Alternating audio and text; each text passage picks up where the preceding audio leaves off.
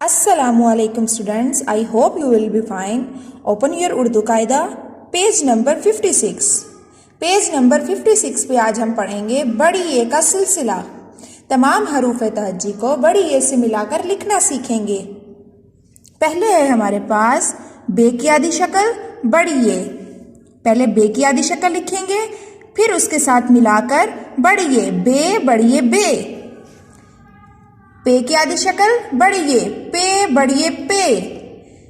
ते बड़ी ए ते, टे बड़ी ए टे।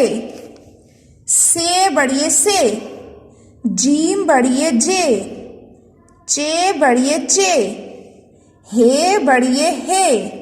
खे बड़ी ए खे।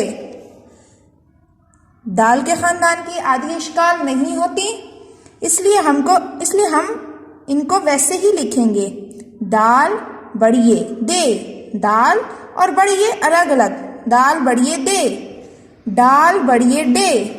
जाल बड़िए जे, रे बड़िए रे। रे बड़िए रे, जे बड़िए जे। से बड़िए से। अब है हमारे पास चार हरफी अल्फाज। ते बड़िए ते, रे बड़िए रे तारे।